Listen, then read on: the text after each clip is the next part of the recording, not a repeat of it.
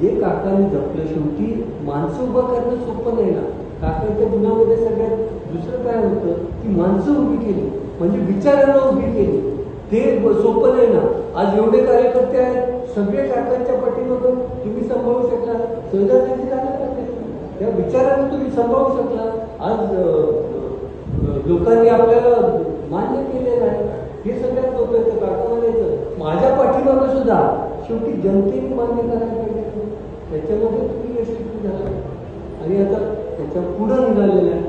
म्हणून आपल्याला एकत्रित जाताना तुम्हाला सांगतो, सगळ्या जगामध्ये ज्यावेळेला आपल्याला पुढं जायचं असतंय त्यावेळेला आपण संघर्षातनं पुढे जातो, आपण सहकार्यातनं पुढे जातो.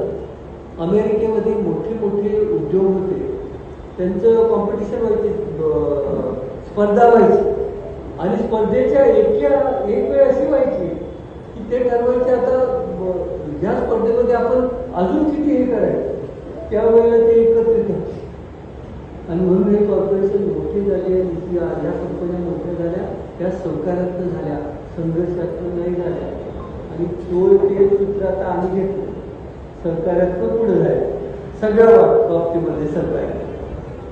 आणि आता सांगायला नको, आता आमचा शब्द आहे त्यापैकी 100% आम्ही जे बोलतो ते आतापर्यंत आयुष्यामध्ये असं झालं नाही की एखादी गोष्ट सांगितली आणि परत आपण केली नाही. आता मनोमिलन केलं तर उभा राहिलं नाही. सगळे सांगत असताना सुद्धा एकच गोष्ट होती, शब्द आपल्याला पाळायचा होता. उद्या असं कोणी म्हणायला नको की सत्तेसाठी बघा त्यांनी लगेच बदल केला आणि लागलं पॅनल उभं केलं, असं केलं नाही. आणि तेच आहे, आम्ही आता एकत्रित आहोत. आता पुढची 20-25 वर्ष त्याच्या पुढच्या पिढीचा आता आम्ही काय करतो 20-25 वर्ष राहिलो. आता ही पुढची दादाच्या बरोबर 20-25 वर्ष आपल्याला एकत्रित काम करायचं. ते करूया, ह्याच्यापेक्षा जास्त वेळ घेत नाही. आणि एकत्रित राहिलो तर आता ह्या इलेक्शनच्या बाबतीत एकच गोष्टीची अडचण. आता ह्याच्या अगोदर आपण आणि म्हणजे काकांच्या आप्पांच्या कार्यकर्त्यांनी एकत्रित काम केलं, त्याच्यामुळे एकत्रित येण्याबद्दल आणि इगो असल्याबद्दल फारशी अडचण नाही. अडचण काय आहे की तुम्ही सामील झाल्यानंतर आमचे कार्यकर्ते सगळे झाले ठीक आहे. आता काय इलेक्शन मध्ये काय आता यांना ढकलून परत ते काम करायला नको का? हे आता निवांत झाले, आता काय झालं सगळं. पण दादाने म्हणून सांगितलं की मतदारापर्यंत पोचलं पाहिजे, हाऊस टू हाऊस फिरलं पाहिजे, नाहीतर टक्केवारी घटेल. मतदान जास्त झालं जे होणार आहे ते आपल्याला होणार आहे, पण तिथं तो प्रयत्न करावा लागेल ना. आपण मोठा प्रयत्न आहे, बाहेरचे मतदान आहे ती आणलं पाहिजे. बाहेरचं मतदान मयत कोण आहे ते सगळा अभ्यास आता करून, जसं आपण ग्रामपंचायतीला इलेक्शनमध्ये करतो तसं ह्या कारखान्याच्या इलेक्शनमध्ये करावं लागेल. आणि ते आपण एवढंच आता आमची जबाबदारी आहे. काटकर सर तुमचा म्हणजे दादाने सुद्धा सांगितलं, तो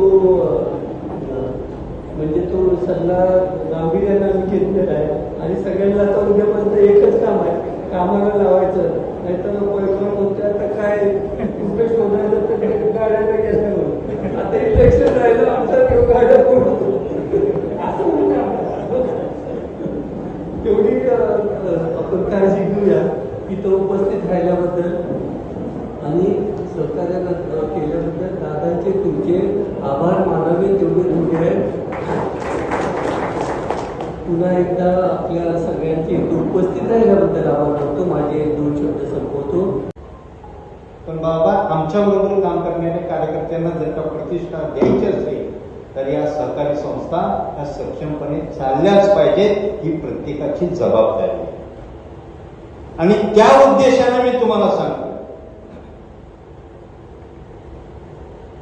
की आम्हाला जर का या समाजामध्ये समाजातील प्रत्येक घटकाला जर का न्याय द्यायचा असेल तर कुठंतरी मिळतो जुळता आपण घेणं काळाची गरज आहे. कारण 21 तारखेला नुसतं यशवंतराव मोहिते कृष्णा सहकारी कारखान्याची निवडणूक नाहीये, ती या कारखाना तालुक्यातल्या सहकारामध्ये काम करणाऱ्या कार्यकर्त्यांची ती एक पुढची भविष्यातील नांदी आहे. सहकार्यानं आपण काय घडवू शकतो हे दाखवून देण्याची ती एक आपल्याला संधी प्राप्त आपण करून देतो. म्हणून माझी तुम्हा सर्वांना विनंती आहे की संघटनेतल्या कार्यकर्त्यांनी फार काय तुम्ही जबाबदारी घेऊ नका. जे तुमचे आहे, जे तुमच्या विचाराशी एकनिष्ठ आहे, त्यांना फक्त तुम्ही या सहकार पॅनेलला मतदान करायला प्रवृत्त करा. कारण अनेक वेळा आपण काम केलं, रस्ता मरलेला फक्त काही काळासाठी आपण तो त्या रस्त्यावरती नव्हतो, पण पुन्हा एकदा आपल्याला ती वाट चोखळावी लागेल. ती व्यक्तिगत स्वार्थासाठी नाही, या कराड तालुक्यातल्या सहकारी संस्था ह्या सक्षम ठेवण्यासाठी. कारण तुम्ही सर्वजण जर का एकत्र आलात तर मला खात्री आहे बाबा की कराड तालुक्यामध्ये असं फरक काही घडू शकत नाही. सर्वांना त्यांची सन्मानाची भूमिका पार पाडता येऊ शकेल. म्हणून माझी तुम्हाला फिरून विनंती आहे की तुम्ही उद्याच्या 21 तारखेला अत्यंत जागरूकतेनं काम करा. मतदार हा मतकेंद्रापर्यंत गेला पाहिजे आणि त्यांनी सहकार पॅनलला मतदान केलं पाहिजे. ही भूमिका तुम्हाला आता वठवावी लागेल. कारण शेवटी हे आपण जे करतोय ते भविष्याच्या पिढीसाठी करतोय. आज जरी मला वाटलं की यामध्ये मला काहीतरी मागं पुढं सरकायला लागतंय, पण ते भविष्यातल्या पिढीकडे बघून आपल्याला करावं लागतं. कारण प्रत्येक वेळी संघर्ष करून यश प्राप्त होतं असं नाही. काही वेळा सहकार्याची भूमिका घेऊन सुद्धा आपल्याला यश प्राप्त करता येऊ शकतं. तीच भूमिका आपण घ्यावी एवढीच या कार्यक्रमाच्या निमित्ताने विनंती करतो.